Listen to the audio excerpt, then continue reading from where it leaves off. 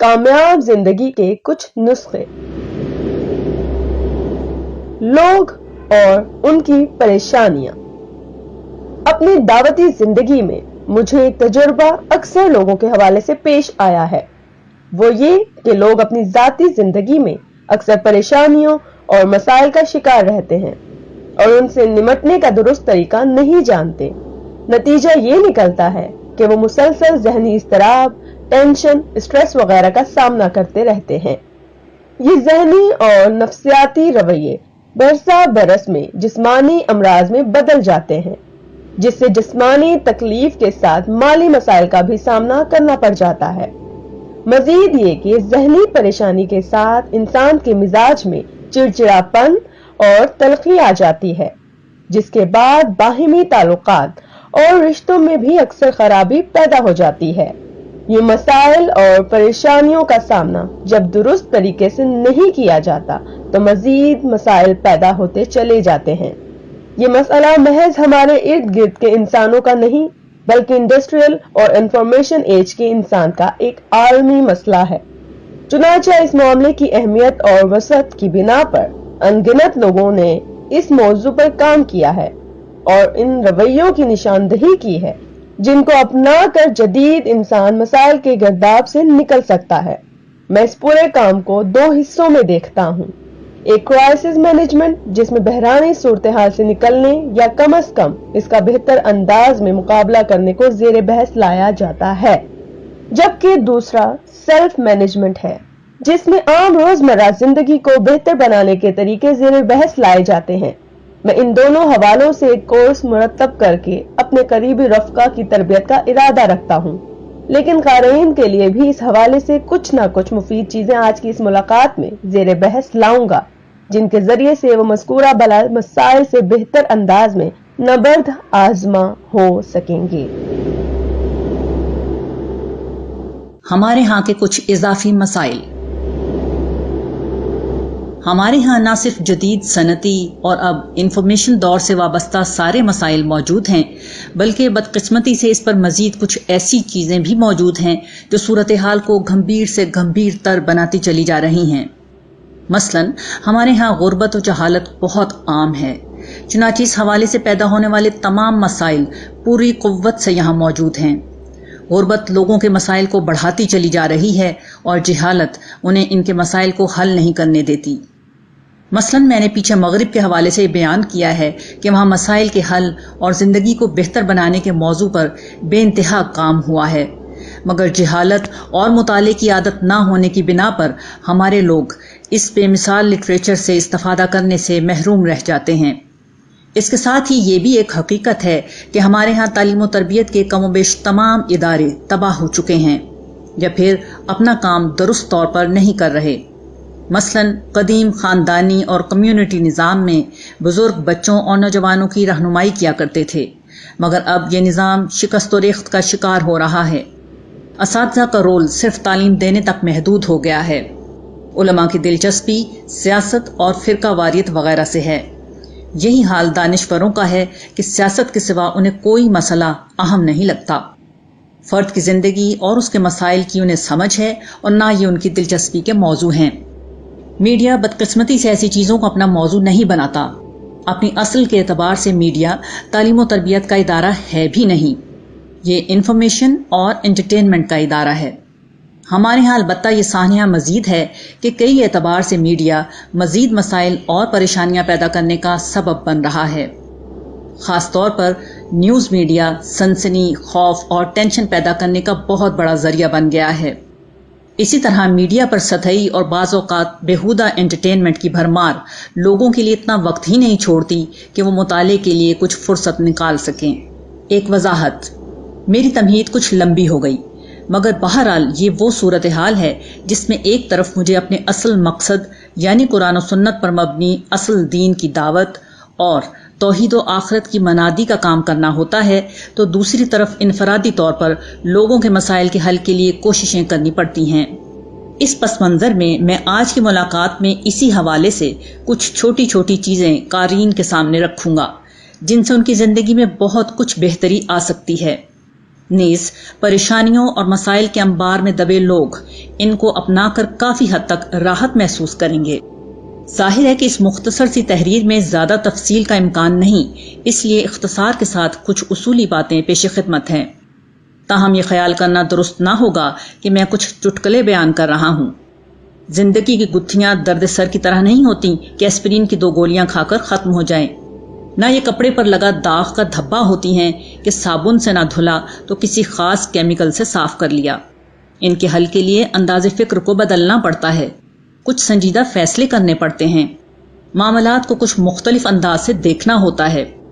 گرچہ کچھ ابتدائی اصولی نکات کے بعد میں بعض آسان اور عملی چیزیں بھی بیان کروں گا جو ٹوٹکوں کی طرح ہی زندگی کے بہت سے مسائل کو فوری طور پر حل کرنے کی صلاحیت رکھتی ہیں، لیکن ابتدا کچھ اصولی مباحث سے ہوگی تاکہ شخصیت میں مستقل طور پر تبدیلی کی اساسات واضح ہو جائیں۔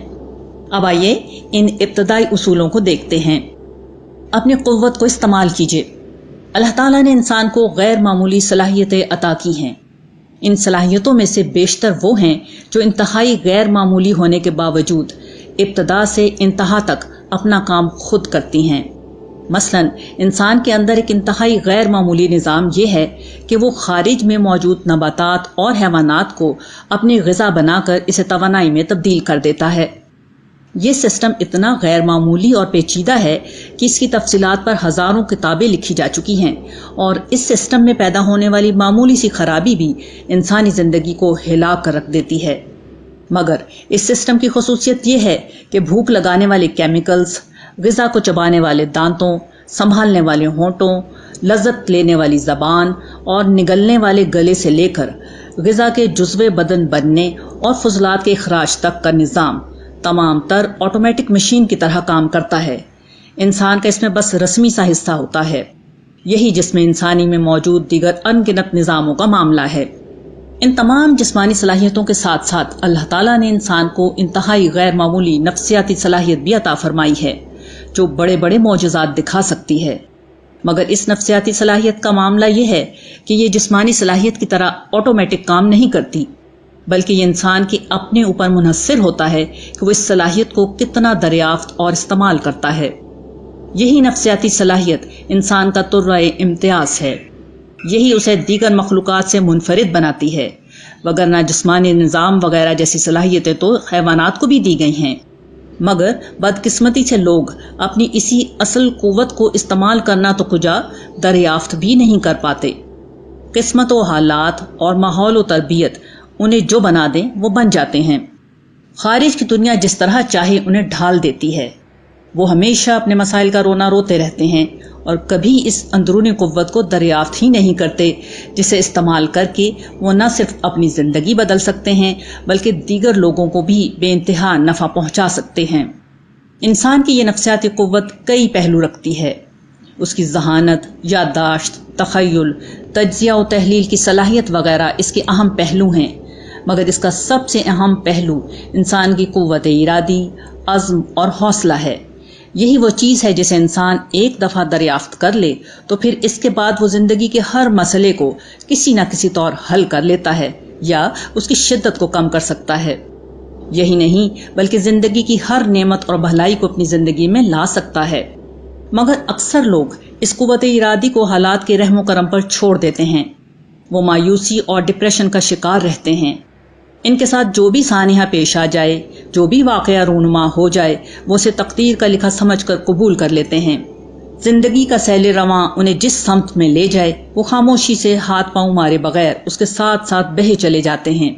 ان کی زندگی ایک ایسا ڈرامہ ہوتی ہے جس میں ان کا کام خارج کے حالات اور دوسرے کے لکھے ہوئے اسکرپٹ پر اداکاری کرنا ہوتا ہے، جبکہ میں جو بات سمجھانا چاہتا ہوں وہ یہ ہے کہ یہ حیثیت نباتات اور حیوانات کی ہوتی ہے۔ انسان اپنی زندگی کی کہانی خود تخلیق اور تبدیل کر سکتا ہے۔ وہ زندگی کے ڈرامے کا اداکار نہیں، ہدایت کار ہے۔ چنانچہ اس پس منظر میں یہ سمجھ لیں کہ اگر آپ اپنی زندگی کو بہتر بنانا چاہتے ہیں تو سب سے پہلا کام یہ ہے کہ قوت ارادی اور عزم کو استعمال کرتے ہوئے اسے بہتر بنانے کا عزم کریں۔ یہ طے کریں کہ آپ کی زندگی کا فیصلہ خارج کے حالات نہیں کریں گے، بلکہ آپ کی زندگی کا فیصلہ آپ خود کریں گے۔ آپ اپنے حالات و معاملات کو بہتر بنانے کی کوشش کریں گے۔ اس راہ میں یقیناً مشکلات پیش آئیں گی، بار بار ناکامی ہوگی، مگر آپ مسائل کی دیوار پر اپنے آہنی عزم کے ہتھوڑے برساتے رہیں گے یہاں تک کہ وہ دیوار مکمل طور پر ڈھہ جائے۔ مختصر یہ کہ قوت ارادی، عزم اور پچھلی ناکامی کو بھول کر بار بار کوشش کرنے کا فیصلہ وہ بنیادی کلید ہے جو آپ کے ہر مسئلے کو آخرکار حل کر دے گی۔ اس یقین کے ساتھ اٹھیے کہ آپ مجبور نہیں بلکہ وہ خود مختار انسان ہیں جس میں اللہ تعالیٰ نے اپنی روح پھونکی ہے۔ اس روح کی وجہ سے آپ میں وہ خدائی فیضان موجود ہے جو ہر ناممکن کو ممکن بنا سکتا ہے۔ What is your mission? خود کو بدلنے کے عزم کے بعد کامیابی اور خوشی کا راستہ ایک اور موڑ سے گزرتا ہے۔ یہ موڑ اگر آپ نے نہیں مڑا تو پھر زندگی بھر کبھی آپ سچی خوشی نہیں دیکھ سکیں گے۔ یہ موڑ اپنے آپ سے یہ سوال کرنا ہے کہ زندگی میں تمہارا مقصد ہے کیا؟ قوت ارادی کو بھول کر جینے کی طرح لوگ اس بات سے بھی واقف نہیں کہ زندگی کا مقصد اور مشن کیا ہوتا ہے اور کس طرح یہ آپ کی خوشیوں اور کامیابی کا ضامن ہے۔ بلکہ سچی بات یہ ہے کہ اگر آپ نے اس بارے میں کبھی نہیں سوچا تو پھر در حقیقت آپ اس چیز سے واقف ہی نہیں کہ سچی خوشی اور حقیقی کامیابی کیا ہوتی ہے۔ نئے فیشن کے کپڑے خرید لینا، اپنی پسند کا کھانا بنا لینا، اپنے ذوق کا مکان بنا لینا وغیرہ بظاہر کامیابی اور خوشی کی چیزیں محسوس ہوتی ہیں، مگر حقیقت یہ ہے کہ یہ بہت سطحی چیزیں ہیں۔ ان کا سچی خوشی اور حقیقی کامیابی سے کوئی تعلق نہیں۔ ان کا المیہ یہ ہے کہ جیسے ہی آپ انہیں حاصل کرتے ہیں یہ آپ کی نگاہوں میں بے وقت ہو جاتی ہیں۔ اب آپ مجبور ہو جاتے ہیں کہ ان کی کشش زائل ہونے کے بعد ایسی کسی اگلی نئی مگر ویسی ہی سطحی چیز کے پیچھے بھاگنا شروع کر دیں۔ یہ سراب کے پیچھے بھاگنے جیسا ہے۔ ساری زندگی آپ بھاگتے رہیں گے مگر سچی خوشی اور اطمینان آپ کو کبھی نہیں ملے گا، بلکہ ان چیزوں کے لیے کی جانے والی جد و جہد اور پیش آنے والی پریشانیاں وغیرہ آپ کے ہر رنگ میں بھنگ گھولتی رہیں گی۔ اس کے برعکس جیسے ہی آپ زندگی کی مقصدیت اور مشن کو متعین کریں گے تو آپ کی زندگی بالکل صحیح ڈگر پر آ جائے گی۔